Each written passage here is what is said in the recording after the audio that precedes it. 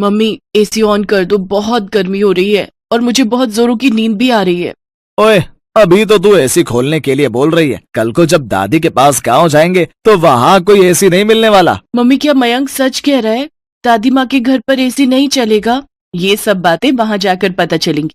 अब चुपचाप सो जाओ, कल सुबह हमें जल्दी निकलना है। प्रिया बेटा, गांव में इतनी फ्रेश एयर होती है कि तुम्हें एसी की जरूरत ही नहीं पड़ेगी।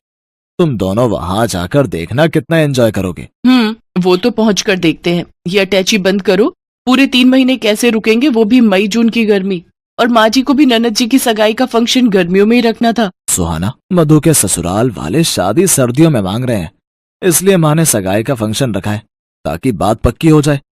चलो ये लो, अटैची पैक हो गई है। टाइम से सो जाओ, सुबह फिर मुझे कार ड्राइव करनी है। Good night. विंटर्स में रख लेती। मनोज का परिवार गांव में रहता था। सुहाना और बच्चे पहली बार गांव जा रहे थे। सुहाना की शादी के बाद उसकी सास और ननद ही शहर में रहने आए थे, पर सुहाना का कभी गांव जाना ही नहीं हुआ। मनोज की शादी शहर में ही हुई थी। पहली बार सुहाना बच्चों के साथ गांव जा रही थी, इसीलिए वो परेशान थी कि गर्मियों में न जाने गांव में क्या हालत होगी। बच्चों को एयर कंडीशनर की आदत है, पता नहीं वहां क्या हाल होगा। यही घबराहट सुहाना और बच्चों के मन में थी। अगले दिन मनोज सुहाना और बच्चों के साथ गांव पहुंचता है। सुहाना बहू, क्या बात है?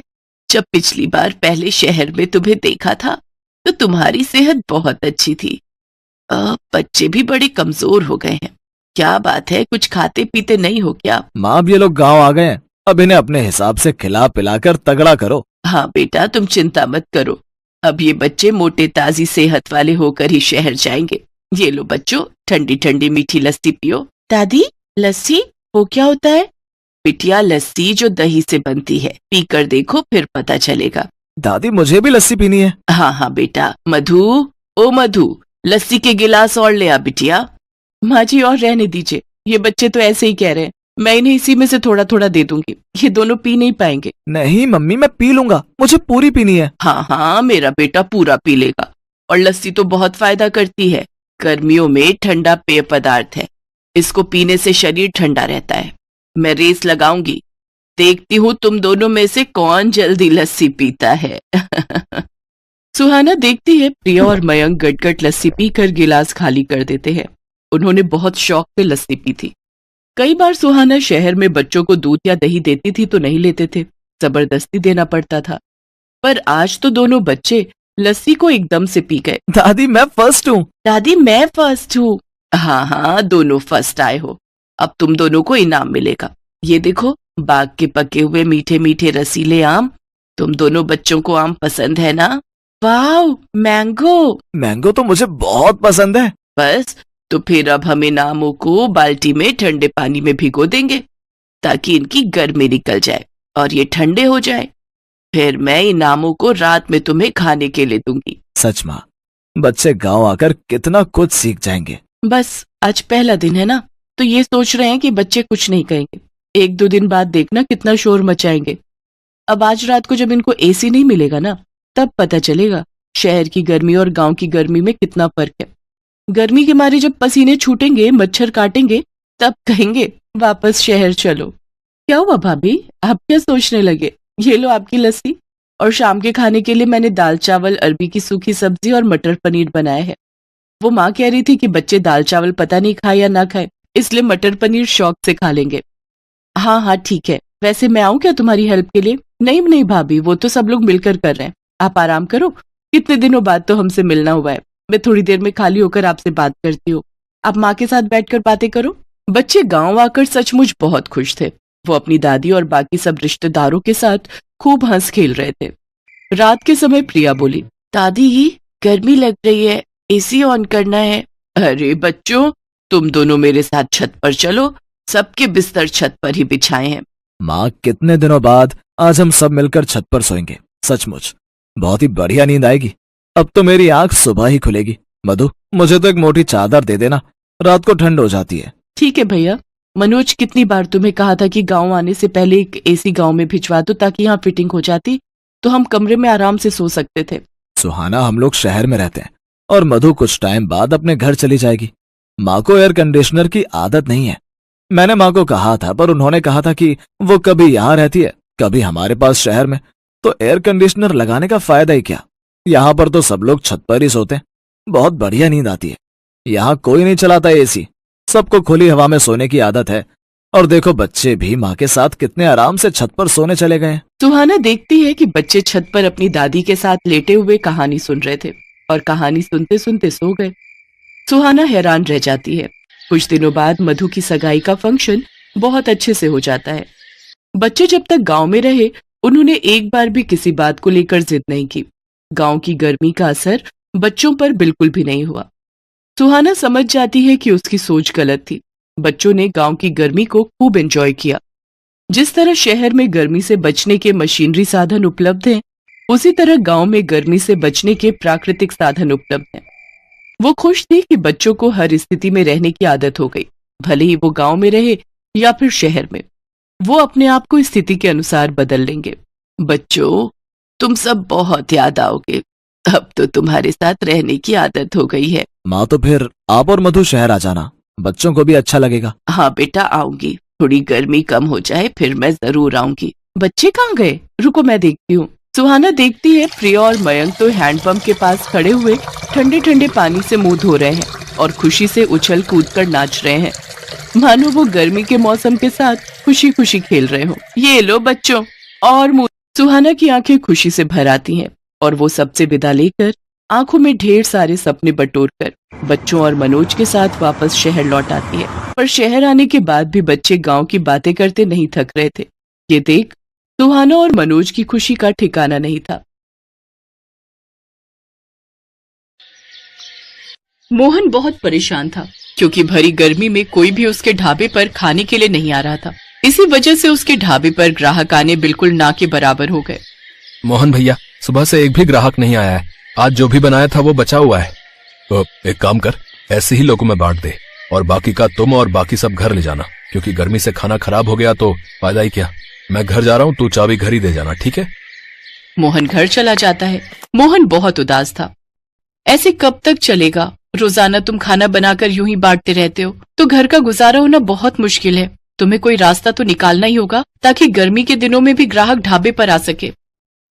सोच तो रहा हूँ सविता, पर पंखे की हवा में कोई बैठना पसंद नहीं करता और शहर जैसे एयर कंडीशनर लगाने के लिए बहुत पैसे चाहिए। उसका बिजली का बिल भी बहुत आता है और इतनी कमाई नहीं है अभी कि मैं वो सब कर सकूं। देखता हूँ, कोई ना कोई रास्ता तो निकालना ही पड़ेगा। अगले कुछ दिनों तक मोहन को कोई रास्ता नहीं सूझा। मोहन के ढाबे के सामने सुबोध नाम के व्यक्ति का एक नया एयर कंडीशनर ढाबा खुल गया, पर गांव में इतनी लाइट ही नहीं थी कि सुबोध का एयर कंडीशनर ढाबा चल सके।